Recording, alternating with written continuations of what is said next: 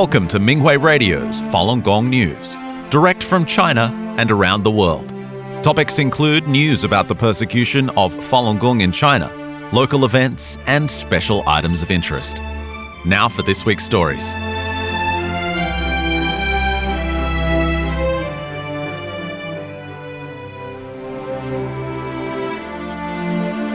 Falun Dafa practitioners across the globe sent New Year's greetings to Master Li Hongzhi, the founder of Falun Dafa. The greetings were submitted to the Minghui website. The Lunar New Year greetings were sent as beautiful cards, group photographs of grateful practitioners, recordings of Falun Dafa music and poems, as well as personal sharings that testified to the power of Falun Dafa as it was expressed in practitioners' lives. Greetings came from all over China, from every strata of society, as well as from practitioners in 56 countries and regions across the world. A poem received from Falun Dafa practitioners in Denmark summed up the firm commitment expressed by many practitioners across the globe. It read, "Amid snow and winter plum, another year is here. As we thank Falun Dafa in our hearts, we hold dear. Cultivating ourselves and helping save people is our mission. We will do well and strive for the best without omission." USA. The George Washington birthday parade took place on February 14th in Alexandria, Virginia. Falun Dafa practitioners took part in the community celebration. The grand event commemorated the 250th anniversary of the United States and the 294th birthday of George Washington, the first president of the United States.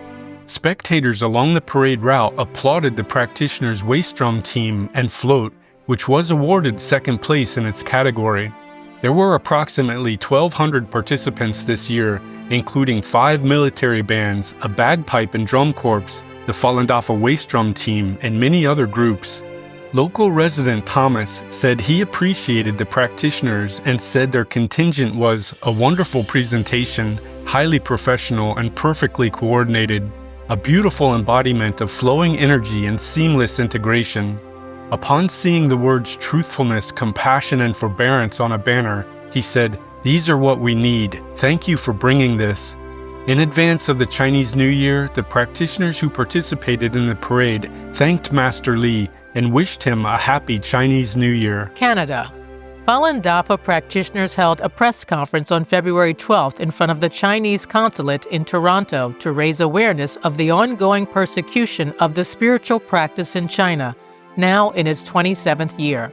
The event aimed to draw attention to severe human rights abuses, including unlawful detentions and torture, and to call on the Chinese Communist Party to end the persecution and release all practitioners held for their faith.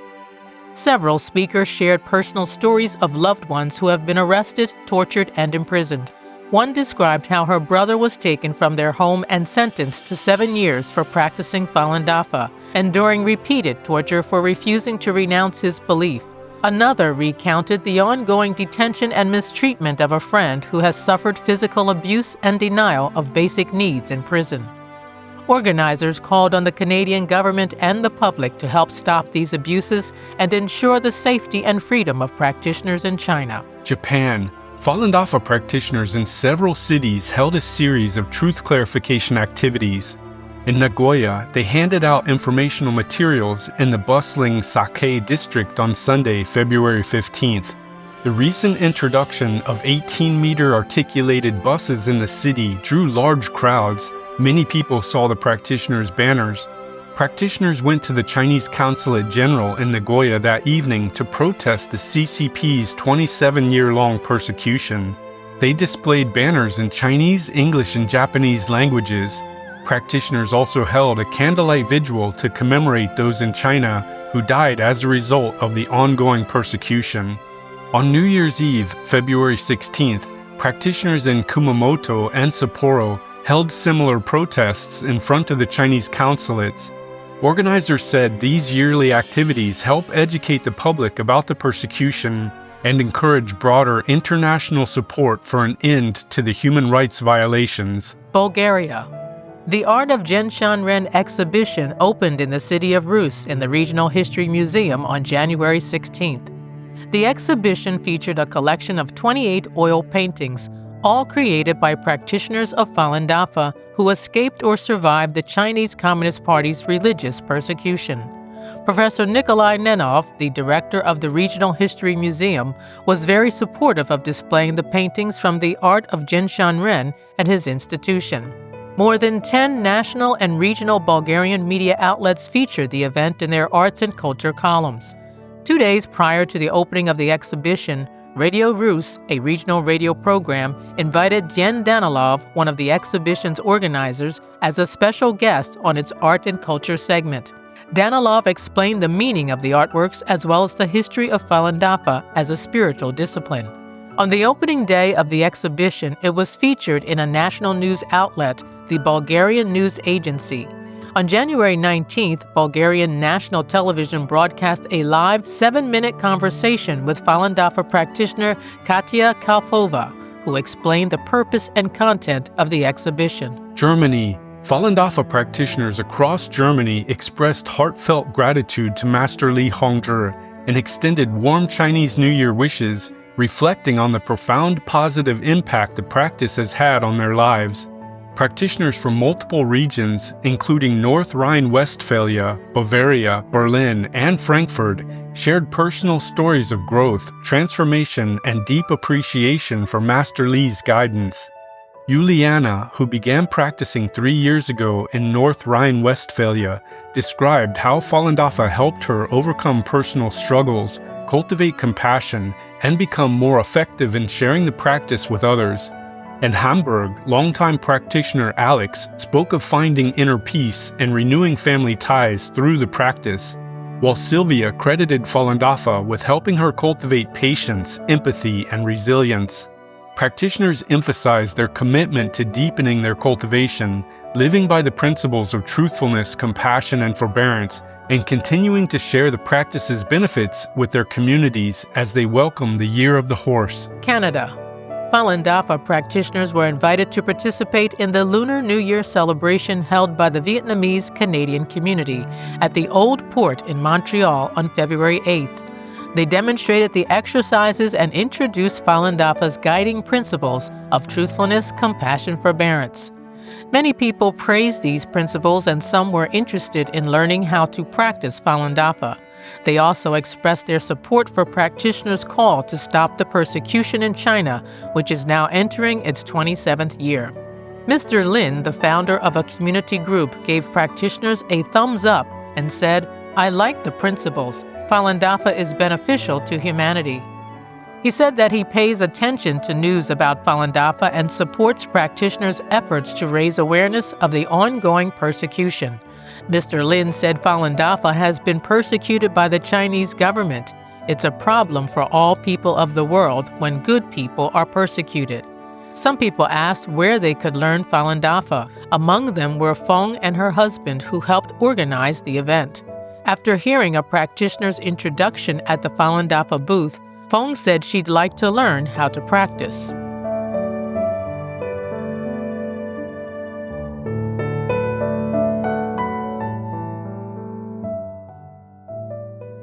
The following are selected cases of persecution of Falun Gong practitioners in China. A 52-year-old man in Henan province was finally discharged from the psychiatric ward of a local hospital in January after an involuntary stay of 2 years and 8 months. Mr. Yang Zhenhan has no mental illness. He was committed to the psychiatric ward simply because he refused to renounce his faith in Falun Gong. He was previously held in the same psychiatric ward for over 8 months. In 2023, 3 psychiatrists broke into Mr. Yang's home. When he resisted being taken away in an ambulance, they threatened to harvest his organs while he was alive. Although the police were not present during Mr. Yang's arrest, he believes that they ordered the doctors to commit him to the psychiatric ward. Prior to his 2 psychiatric ward detentions, Mr. Yang was repeatedly arrested and harassed for practicing Falun Gong. In 2007, he was given 1-year term in a forced labor camp where he was brutally tortured. Persecution in China. Mr. Jinwei Feng, a 67-year-old man in Wuhan City, died less than 2 years after he completed a 3-term prison sentence for practicing Falun Gong. Mr. Jin told his family that he was forced to take unknown drugs throughout his prison term, even though he did not have any health issues. The local street committee harassed him at home once a week after he was released, causing him and his family tremendous pressure. He died in May 2025. Mr. Jin had just returned home from grocery shopping one morning of December 2020 when several police officers arrested Mr. Jin and his wife, who did not practice Falun Gong. The police raided the couple's home and confiscated Falun Gong books and other personal belongings. Mr. Jin had his blood drawn at the police station. The next day, they took him to a detention center and released his wife. The detention center never allowed Mr. Jin's family to visit him. They later learned he had been admitted to prison to serve a 3-year term. An 85-year-old woman in Sichuan province was recently sentenced to 3 years because she practices Falun Gong. Ms. Tang Sulan was arrested on September 11th and taken to a detention center. She appeared a month later in court and was sentenced in January. This is the third time Ms. Tang has been sentenced for practicing Falun Gong. She was arrested in July 2000 for distributing Falun Gong flyers and was later sentenced to 4 years. While serving time in prison, she was subjected to physical and mental torture. After her sentence ended, the police held her at a brainwashing center for a month. Ms. Tang was arrested again in 2014 while hosting a birthday party at her home and sentenced to 2.5 years. Ms. Tang's family was also targeted for not renouncing Falun Gong. Her husband, son, and son-in-law died as a result of the persecution. Her grandson, who did not practice Falun Gong, grew up in fear, witnessing the repeated arrests, harassment, and detention of his parents and other family members. He was under severe mental distress and died when he was only 21. The owner of a well-known flour factory in Hebei province was tried in January for his faith in Falun Gong. Last year, the street surveillance cameras in Ningjing County recorded someone putting up Falun Gong posters and riding a motorcycle. The police identified the man as 57-year-old Mr. Yang Zhihua. Officers from 2 police stations went to Mr. Yang's home to arrest him, but he wasn't in. They searched his home and took his wife and son into custody. Mr. Yang was then tricked into going to the police station and was arrested upon arrival. Mr. Yang was soon indicted and appeared in court. The judge quickly adjourned the session after going through the required procedure. Mr. Yang is now awaiting a verdict at the detention center. Mr. Yang started his flour factory in the 1980s. He is well known among locals for his high-quality products and fair prices.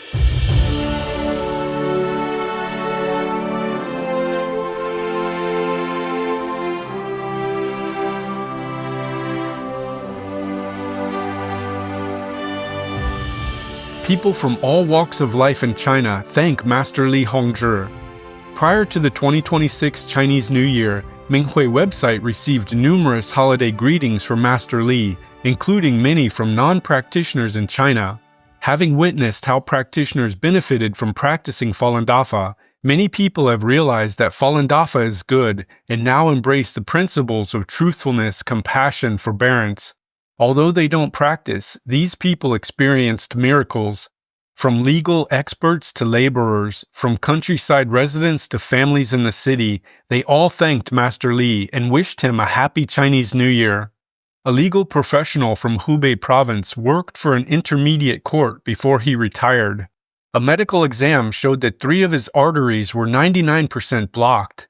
Before he had surgery at a top hospital in Beijing, he bid farewell to his wife and son, since the success rate of the procedure was low. He wrote in his greeting, "I suddenly remembered a relative told me to recite Falun Dafa is good and truthfulness, compassion, forbearance is good whenever I encountered difficulties. So I recited the phrases and reminded my family to do the same during the operation. The surgery went extremely well, and the surgeon said the quick recovery was unimaginable." The man thanked Master Li for saving his life.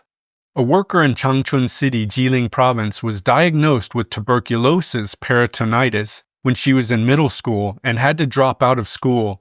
She later followed a relative's advice and recited Falun Dafa is good, truthfulness, compassion, forbearance is good.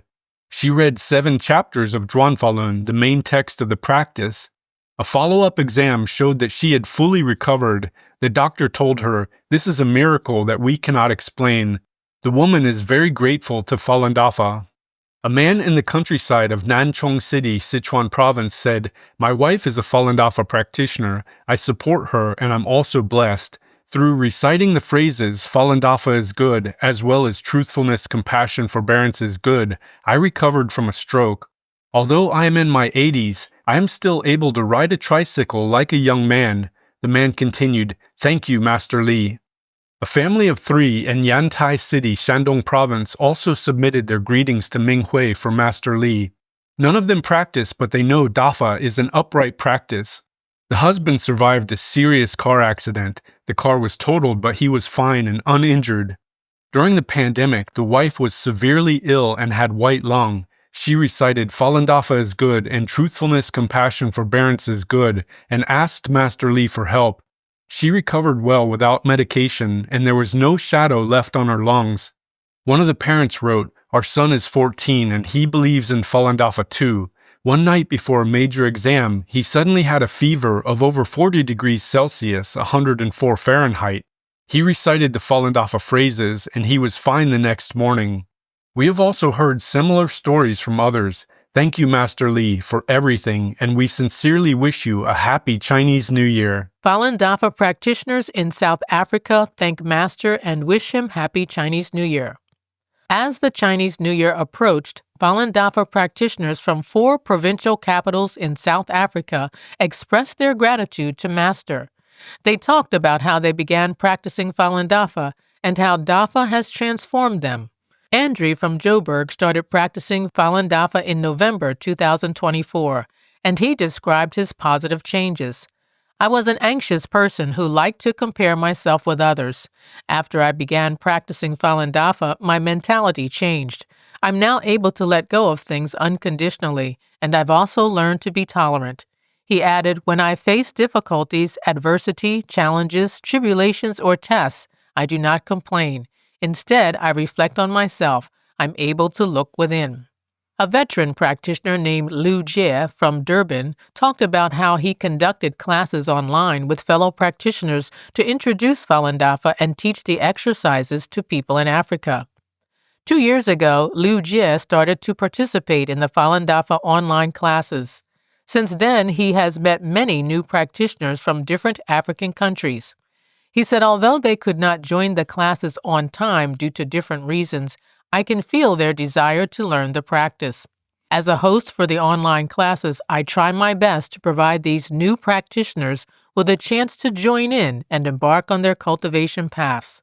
From conducting the classes, Liu Jie also learned that many people with affinity in Africa make use of different channels to come into contact with Falun Dafa, and I hope they have a chance to truly practice in the future.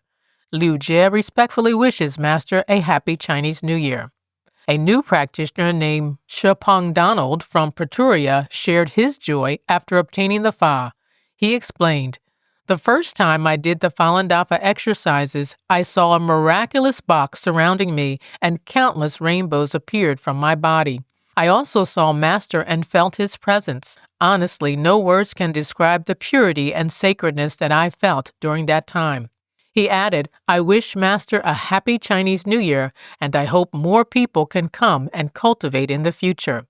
Kevin from Cape Town explained how he made use of all kinds of opportunities to clarify the truth about Dafa, along with other practitioners. The period around Chinese New Year is peak tourist season, and there is a continuous flow of tourists from different countries that he has contact with. By chance, an elderly couple from Xiamen, China, took a cab to the wrong ship boarding platform and met Kevin. He helped them get to the correct passenger terminal platform, and he clarified the truth to them on the way. He also successfully persuaded them to quit the Chinese Communist Party and its youth organizations. The Chinese merchant ship crew have a hard time finding transport after they dock. Practitioners often offer them transport to and fro when they see them, and give them information about Falun Dafa and the persecution. A worker named Jetty invited the practitioners into a small hut due to the strong winds and said, "Thank you all for introducing Falun Dafa to me. As our business work schedule requires us to look for special ways to help us regain our physical and mental strength, we really need this practice. He also said, "Thank you, Falun Dafa's master. Falun Dafa is good." Elected officials in the US and the UK heap praise and honor upon Shenyuan Performing Arts. This year marks the 20th anniversary of Shenyuan Performing Arts. To commemorate this significant achievement, New York County Executive Stephen Newhouse of Orange County, where Shenyuan headquarters is located, congratulated the company in a video and issued a proclamation recognizing its accomplishments. In the video, the county executive said, "I am very proud to be giving you a presentation of a proclamation to my friends that are doing Shenyuan for 20 years. Shenyuan is very special to Orange County because we have their headquarters in Dragon Springs. They went from 1 troop to 8 troops to tell their beautiful stories across the world. They are now doing over 800 shows a year. I have seen them numerous times and I have met the performers, and they tell wonderful stories of China before communism. We are super proud to call them our neighbors. Congratulations. Let them have another 20 years and more as they continue to inspire people across this wonderful world we share. Thank you." From March 25th to April 12th, Shenyuan will bring 18 brand new productions to New York and grace the stage of the David H. Koch Theater at Lincoln Center. Also in the U.S., in anticipation of Shenyuan's February 17th and 18th performances, in the city of Wilton Manors, Florida, Mayor Scott Newton honored the Performing Arts Company by issuing a proclamation on February 5th that designated February this year as Shenyuan Performing Arts Month in the city.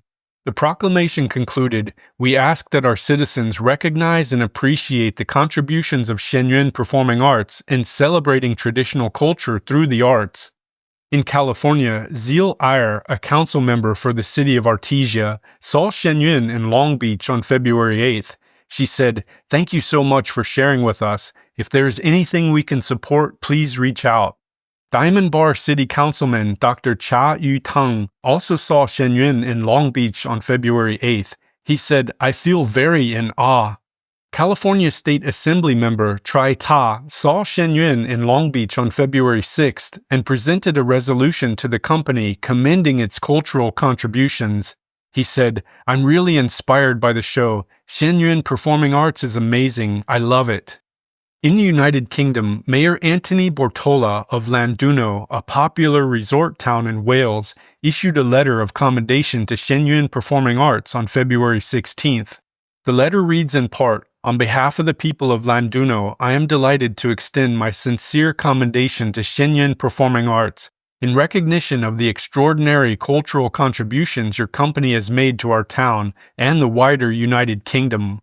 The recent performance brought inspiration and enrichment to residents and visitors alike, offering an experience that was both artistically, exceptionally, and culturally profound. Through the beauty and discipline of classical Chinese dance, accompanied by a unique orchestra blending Eastern and Western musical traditions, Shenyuan presents not only a performance but a vibrant cultural revival." Llandudno was one of 12 stops on Shenyuan's UK tour. Tickets for all 3 shows were sold out in advance. The mayor saw the first show presented by the Shenyuan Global Company at venue Kumru on February 14th. He called it absolutely superb in many ways and encouraged everyone to go see it.